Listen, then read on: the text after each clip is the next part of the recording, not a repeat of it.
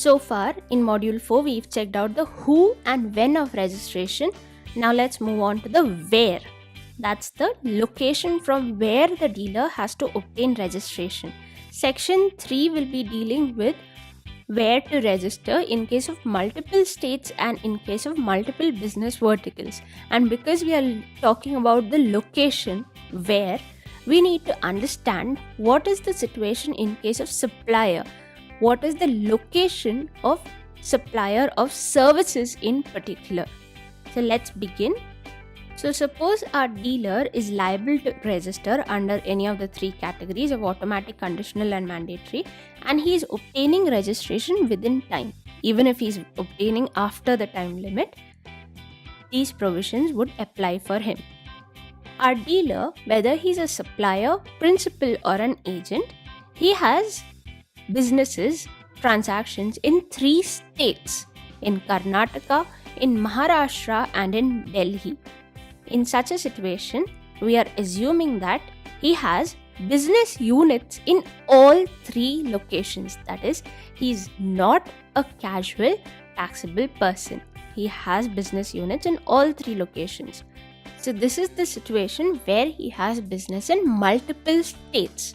The law states that in such a situation, he will have to obtain separate registrations under CGST as well as SGST in all 3 states, in Karnataka, in Maharashtra and in Delhi.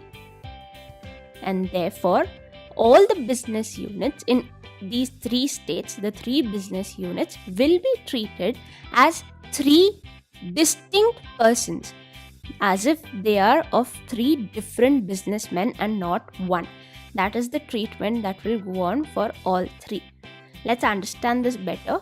Suppose in Karnataka, our dealer has a factory. In Maharashtra, he has a warehouse.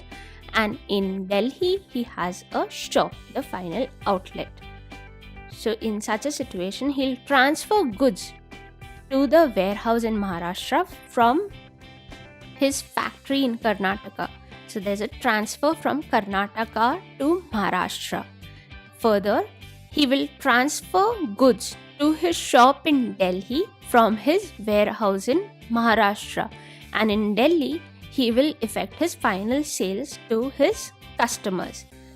So all of these transactions, the supply is treated as from and to distinct persons.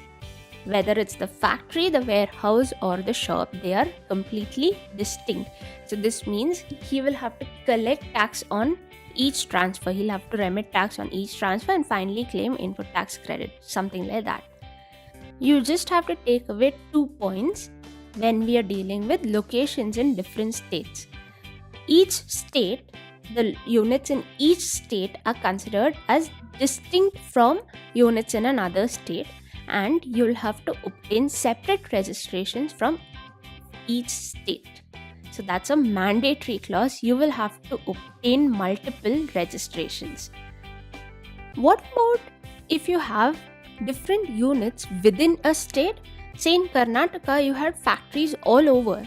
What would be the situation then? We'll check this out in the next video.